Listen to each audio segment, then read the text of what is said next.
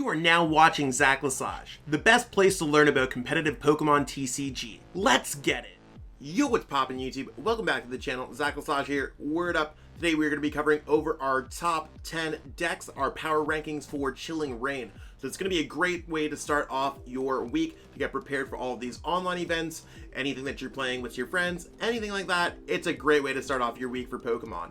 That being said, I do want to let you know of a few changes. I feel like I've been doing a lot more few changes on these weeks. So what does that mean? Well, I've split up some of the archetypes. What I've been realizing is that Shadow Rider Calyrex, when it was #1 spot last week, might have been an unfair assessment of how the deck is doing overall.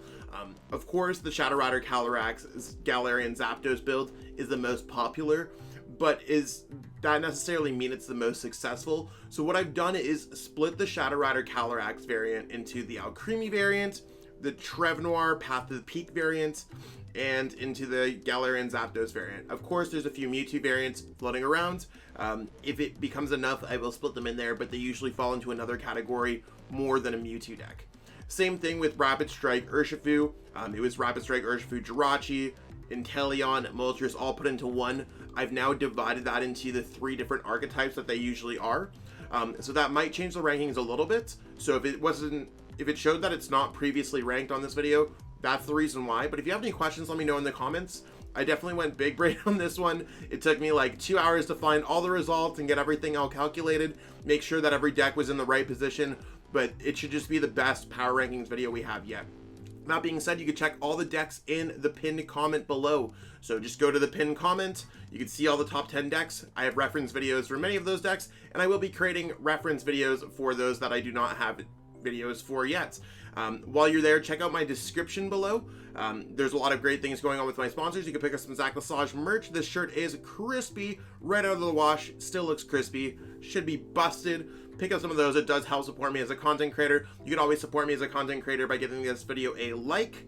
You could subscribe to the channel. We just passed 4,600 subs. Anything after that is amazing. We are so close to 5,000. And you could also leave a comment below letting me know which decks are your favorite decks. All of those really help boost the YouTube algorithm to help get this video in the hands of more Pokemon fans. That being said, let's jump into our number 10 spot and see what we got going on. And away we go. Jumping into our number 10 spot, we got Decidueye. Now, Decidueye made number 7 last week. It was previously number 7. So it's going down a little bit. This is as I expected, as I predicted. Deep Forest Camo can only stop so many things for long before players start teching things out. I know that I've seen a lot of it. I've seen it in all the online events, the chill events. The Aegis/Vs are coming out. The Necrozma, the baby Necrozmas are coming out. There's a lot of techs for Decidueye that decks can run. It depends on if they decide to run in them or not. Every time you run a tech and you run into a Decidueye, you feel like you're absolutely goated in the game. Every time that you pack that Aegis/V and don't see a single time, that card's hit in the discard pile and you're like, man, now my deck sucks because of this, right? Decidueye is one of those decks that controls a lot of the metagame, even though it is a small percentage. And of course, it's really here just to use Deep Forest Camo and attack, attack, attack, attack to win the game because your opponent realistically can't do too much. Now, this deck, is it going to go down again? I think it could very well go down again. I think more players, when they see this deck seeing some success, and I mean this deck had decent success, every deck on this top 10 deck, there was a lot of Pokemon play this past week. A lot of those like smaller events are now mid-range events. Everyone's loving Chilling Reign, so it's one of those things where Decidueye had a lot more opportunities to see play. Of course, there's times where Decidueye has spiked some tournaments, but at the end of the day, it's losing to counters. So I think Decidueye is probably on its way down. It was already on its way down from 7 to 10. I think it's going to dip for a while and then spike back up in a couple of weeks. That's my prediction on it, but we'll have to see where we're at for it for next week. And yeah, we'll just have to see what's going on with Decidueye in general. It's one of those things where, I don't know, Decidueye does Decidueye things. You either counter it or you don't. Let's check it out next week. Jumping into our number 9 spot, we got a newcomer. I'm not entirely sure on the community name on this one yet. I'm going to go with Dark Mewtwo. I think that that's probably something that can encompasses this deck pretty well. It's one of those things where, is it Dark Toolbox? Is it a Mewtwo deck? What is it? I mean, I think the spine of this deck really falls within Galarian Moltres V. grabbing back those energies with its ability. And then that's kind of why this deck has never seen success before, because reasonably the only new card that we're adding into this deck, or the only true new cards that we're adding into this deck, would be the GALAR and MOLTRES V. Of course, there's the new Sneasel. That could have been any other Sneasel in this deck, would function pretty much the same. So it's one of those things with the GALAR and MOLTRES V getting the energy back. That's kind of where it takes the deck over the top. So with the red and blue, you can now get extra energies. You can now get the extra energies with Moltres, move them around with Weavile, and start attacking for those bigger attacks instead of always being like an energy short or something like that. So this deck seems cool. Basically, Shadow Rider Calyrex is weak to dark. This deck is dark type. So you're like, yo, what up? Double damage is hot. Let's see how it goes. Of course, it can handle its own. I think this deck's kind of cool. We'll have to see if it continuously rises up. I think a lot of the top players are popularizing this deck. I haven't covered it on my channel yet, but it is on my to-do list. We'll see how it goes. One other side thing to just talk about, Malamar VMAX, a very similar build to this, has been seeing a lot of success. So it is quite possible that that deck, with its weakness being the grass type, might see success comparatively. We'll have to see how that goes. But I think in general, if you just look at this as like Dark Toolbox or something like that, we're gonna see more decks like this just seeing success. Jumping into our number 8 spot, we got Rapid Strike URSHIFU INTELEON. Now, this was the Rapid Strike URSHIFU INTELEON deck that I featured last week with Jake Gearhart's list. Nothing really has changed for me when it comes to this deck. This deck is dropped down in popularity. I didn't put previously because all the other Rapid Strike builds were put into one in order to get its placement. So that's why it's dropping off a little bit. More or less, I think this deck is acceptable in this metagame at this point.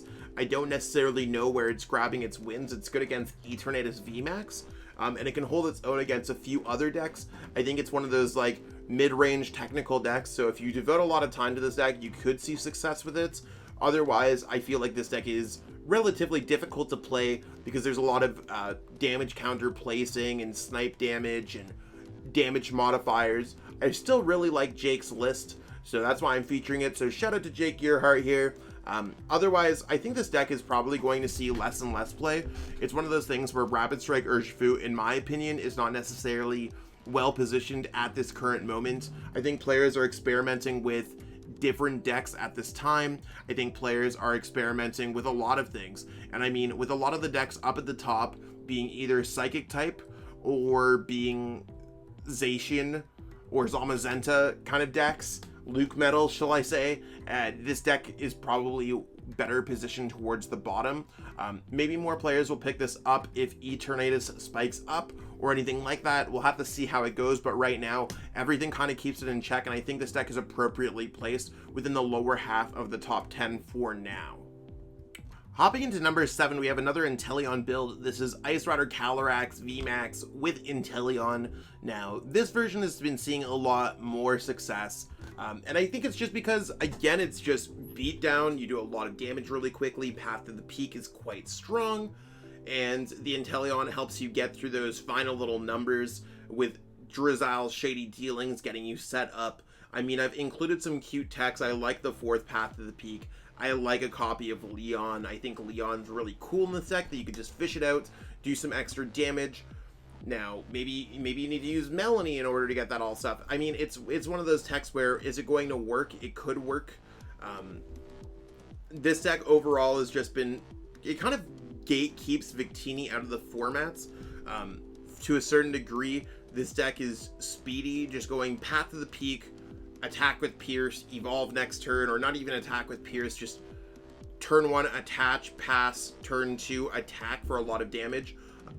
Decks like that can quickly do a lot of damage and really take an early lead on a lot of decks. Now, has this version done well against Shadow Rider? It does go back and forth with Shadow Riders. It's close. So it's more or less a 50-50 deck in the format, I find. It's not necessarily has a lot of like polarizing great matchups, but it does hold its own quite well. And I mean, it's a cheaper deck to pick up comparatively to the other Calyrex builds, so I'd say this one's certainly cool. I'd say it could definitely stay within the middle half of the top 10, so kind of like the the 5, 6, 7, 8 kind of territory. I don't necessarily know if it's going to break within the top 5 relatively soon again.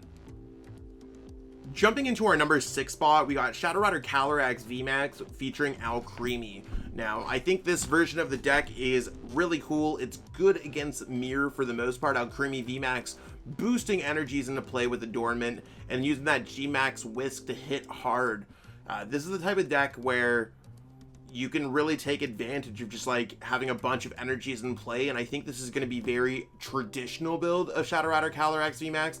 Not really techie, kind of just like getting a bunch of Pokemon in play, attaching a bunch of energies, and doing a bunch of cool things. A lot of the counts, that's why they're reflected as larger counts. Now, one thing that I think is, I always debate on, do I want to play 3 Marnie, 4 Bosses Orders? Do I want to play 3 Bosses Orders, 4 Marnie? That's to be determined, but it's one of those things where the ALCREMIE VMAX, really good against Mirror and a lot of those other decks that you might struggle against. ALCREMIE VMAX just hits hard. Now, it's still like a struggle against other decks like LUCMETAL that we have not seen on this list yet, maybe Wink. Trevenant Dusknoir Pale Moon GX is quite good against Zamazenta V during the late game. Maybe that's enough to really counter these decks. It's really trying to counter the correct cards with the correct cards, if that makes sense. So when the metagame shifts and all the lists are playing ALCREMIE VMAX, maybe you got to find something that is better than ALCREMIE VMAX. Maybe when LUCMETAL is not being played, we do not need the Trev Noir. Maybe we don't need a lot of things. So it's one of those things where this deck is consistently evolving around to its surroundings. A lot of the top decks in the format can adapt to what's going on. So keep that in mind when these lists do change up a little bit. But right now, I think this list is pretty hot. I like the 15 energies, just being able to like pound out energies every single turn and just hitting hard. So is this deck going to stay within the top 6 decks? I think this deck could go up a little bit. I think a lot of players are still discovering Shadow Rider Calyrex and determining which one is the best fit for the metagame. Jumping into our number 5 spot, and previously at number 6, we got ADP ZACIAN. Now, as the metagame continuously changes and determines what's going on, and all these decks are being played, experimented with, ADP ZACIAN's probably a tried and true deck that's seen a lot of success in its lifetime, and it's going to provide decent results regardless of what's going on. So if you're looking for a kind of neutral deck in the metagame, ADP ZACIAN is probably the most neutral there is. Sure, if you want to beat Decidueye, add in an Aegislash. If you want to beat Eternatus, add in a Zapdos. Like, there's lots of ways that you could build upon this deck. This deck being a little bit different than the ADP Galarian Birds deck that is seeing a lot of success. It depends on what you're really looking for. In a metagame where you want to be just knocking out neutral Pokemon or Pokemon that are weak to metal, go with ADP ZACIAN. And a metagame with a lot of Shadow Rider Calyrex or things that are weak to dark, you probably want to go with an ADP Galarian Birds. It comes down to, do you want function or do you want the matchup spread? And that's really going to be determined by what you choose. So use that knowledge to however you will. I think ADP ZACIAN is a really good neutral pick for a lot of peeps. This deck seems pretty well built, kind of solidified early. So if you are struggling with a deck choice, you might just want to sit with ADP for a while. Jumping into our number 4 spot, we got Shadow Rider Calyrex Zapdos. Now, this variant of the deck has been absolutely popping off, and this was our number 1 featured deck last week. Again, with the changes, I did split between the Calyrex VMAX, variants of the ALCREMIE, Zapdos, and Path to the Peak. So it's one of those things where this deck is going to fall a little bit because it's not going to have all the results. If I tallied up all the results for all the Calyrex decks, this deck would likely just be number 1, and then this would just be the best way to be playing the deck right now. One thing that I did add, I saw Stefan Ivanov's post with the Necrozma V. It's a card that I've been looking at for a while, but he really did it first. He played in an unofficial small event.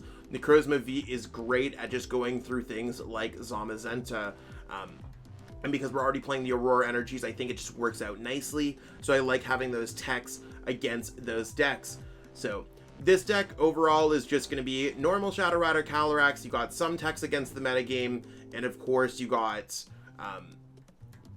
you're playing the deck normally like a Calyrex deck. You attack with Zapdos V against decks that are, you could use it as a low energy attack, like I don't know how to put it, like you put Zapdos V out there, and if your opponent has V Pokemon out there, you could swing for a single energy or maybe 2 energies. It's great at going through a lot of things, discarding special energies. It's also fighting type, see if that matters at all for you. Necrozma V can also do a lot of damage. Trevenant Dusknoir, you could use Night Watch if your opponent has a low hand size, or Pale Moon GX to remove your opponent's energies. One thing that I do want to note is I really like the double Marshadow in the deck to get over Chaotic Spells and Path of the Peak. That has certainly worked well for me in my testing so far, so let me know how it's been working for you. Overall, this list seems pretty consistent as far as it can go for a list like this. So if you're experiencing some troubles with this deck, maybe start working down on some of the techs. I've seen builds with 1 Zapdos, I've seen builds with 3 Zapdos. It's one of those things you got to really choose what works well for you in the current metagame. Jumping into our number 3 spot, we got Eternatus VMAX. Now, this deck was previously number 3, so it's obviously doing something correct. This deck really just being good because Shadow Rider Calyrex is weak to Dark, on top of gaining the new Galarian MOLTRES V to use Dire Flame Wings to get back energies and energy switch them to your Pokemon. Now, I have seen variants of this deck that instead of energy switch are playing Weavile GX. I've seen it all. I just like kind of playing this version of the deck with energy switch just to make it more immediate. Everything else is just adding an additional step, which I think makes your deck less consistent than possible. Like it's just less consistent. However, if those work for you, feel free to try them out.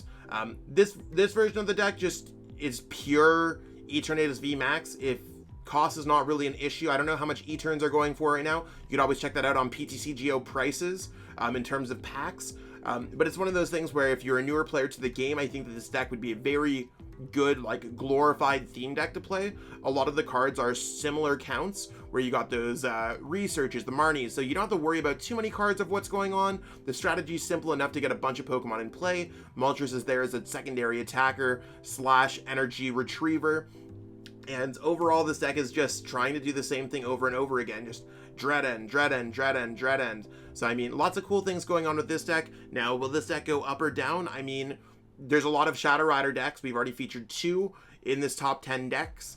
I think this deck does pretty well against a lot of the metagame. Of course, it's going to lose to things like Zapdos. Of course, it's going to lose to things like LUCMETAL sometimes, but it does hold its own pretty well otherwise. This deck is one thing that I do want to note. It does piggyback a lot of its success off of the mid-range and smaller events, typically underperforming at larger events. So if that's one of those things that speaks well to you, it might be the thing to be like, I am not playing this at large events because there's too many of random decks that I might be hitting, whereas in smaller metagames you can pinpoint exactly what you want to be playing against, and this deck could be a very strong choice in those metagames. So keep that in mind. I think this deck's probably going to stay top 5 for the foreseeable future. It's really easy to play, really fun to play, and I mean, it's successful, so that's probably why it's going to stay top 5, likely top 3.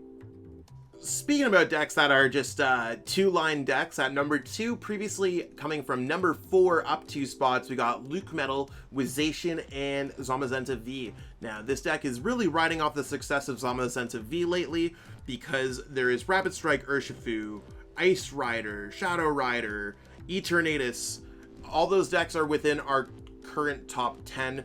Additionally, there's no fire decks in our current top 10, and that's typically where this deck loses to. Sure, you might be having some close matchups against the ADP Galarian Birds matchup, or maybe even just like an ADP ZACIAN matchup, but this deck seems to clean up shop pretty easily as long as your opponent does not have techs. Now, in the Calyrex VMAX Galarian Zapdos build that we had the Necrozma, so the Necrozma can go through Zamazenta. The Pale Moon GX can go through Zamazenta V. There's a lot of techs that could go through Zamazenta V. It's one of those things where, does your opponent play them or not? That's what you gotta watch out for. And then, of course, ZACIAN V, you could just go attach an energy, Intrepid Sword, rip an energy, and force your opponent on a Brave Blade. So I really like how this deck has, like, it's kind of the sword and shield really built into it. The theme is just, you got these big attacks, you got this big defense, and LUCMETAL's there like, yo, if you got a lot of energies, I'm gonna slow that down too. So this deck's been seeing a lot of success because there's not a lot of fire in their metagame, if any, and a lot of the decks in the top 10 are easy pickings. If it does get into a skill-based matchup, this deck is quite hard to outskill your opponent with, That is one thing I do want to let people know, that sometimes this deck just does, you're really forced to play what you have in your hands, so you don't really have a lot of turns to be building up your board state the way that you want it to. So keep it in mind. I think this deck's probably going to stay within our top 3, top 5 for the foreseeable future. And of course, if things like Victini or Temposard start coming back, which they have made our top 30 list, I'll put it like that, like they are within the metagame sandbox. They're just not necessarily doing as well as other decks because we have other gatekeepers for these decks as well. Let's see what's jumping into our number 1 spot. Jumping into our number 1 spot, we got ADP Galarian Birds, and that's the Galarian MOLTRES V, the Galarian ZAPDOS V. So very similar to ADP ZACIAN, you can see that this deck does feature ADP and ZACIAN. This deck really has a bunch of other techs, so you could build up energies back from your discard pile with Dire Flame Wings.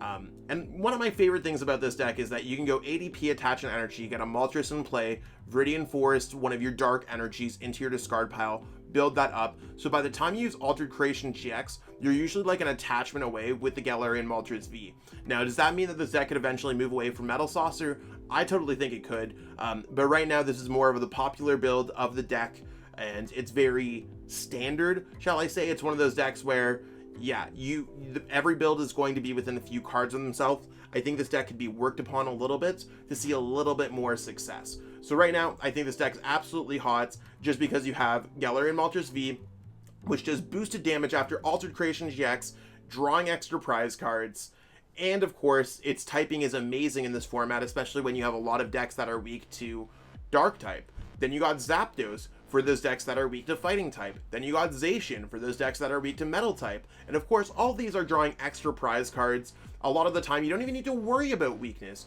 A lot of the times you're like, LOL, can I draw prize cards really easily? And after using Altered Creation GX, you're looking to draw 2 prize cards worth 3 prize cards each. So that's 2 prize card Pokemon that are now worth 2 3 prize card Pokemon. So you're looking to finish off the game, you go Altered Creation GX, then you're going to go attack with Galarian Moltres V that you've been powering up for a couple turns. Then if your opponent plays V Pokemon down, you could attack them with Fighting Instinct for a single energy to just go attack on one of your opponent's Pokemon for 200 damage with Galarian ZAPDOS V. Or maybe Mawile GX can attack really easily with Metal Saucer. Or maybe you just have the Metal Saucer ZACIAN V built up, or your opponent let you use Ultimate Ray. While consistency might be an issue with all these different techs in this deck, or you might have to balance discarding things like Aurora energies or Water energies early on in the game, when this deck really starts going, it is quite a powerhouse of the deck, and it's one of those decks that I personally need to explore a little bit more myself. So right now, this is my personal build. Hopefully you all enjoy this deck. Let me know if there's any cool techs that you want to include in this deck, but for right now, I think that this deck is clearly just able to handle the metagame for the foreseeable future, and I think it's definitely going to be within our top 3 in the... And that's what we got going on for this video today, peeps. Hopefully you enjoyed watching these top 10 decks, kind of watching the metagame unfold.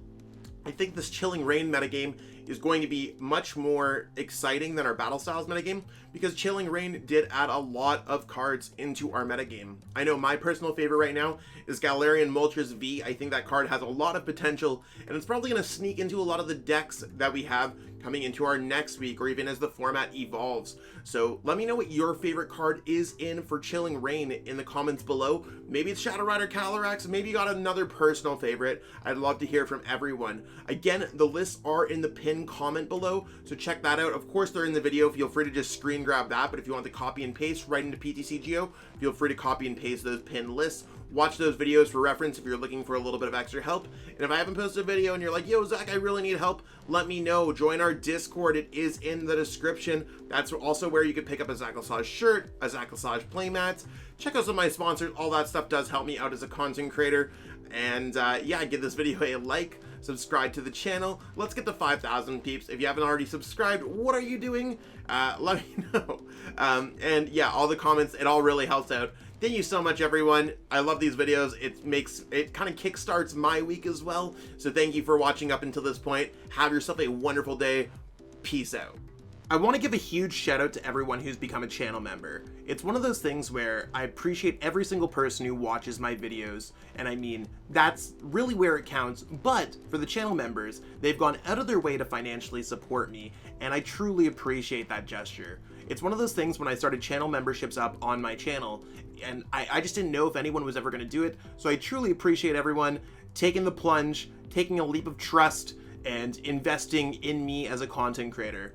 Truly makes a difference for me each and every month. If you haven't already thought about becoming a channel member, you might want to contribute to the channel, and I do put everything back into the channel to make it the best possible place to watch for Pokemon TCG content. Again, I truly appreciate everyone. Thank you so much. Cheers. I truly appreciate you taking the time out of your day to watch this video. It means the world to me. And my goal with this channel is to spread my love of the game and knowledge with our entire Pokemon TCG community. If you haven't already, help signal boost this video to other Pokemon TCG fans by liking it, sharing it with your friends, and subscribing to the channel. Hopefully we reach our goals really soon. Check out this recommended video, and have yourself a great day. Thanks.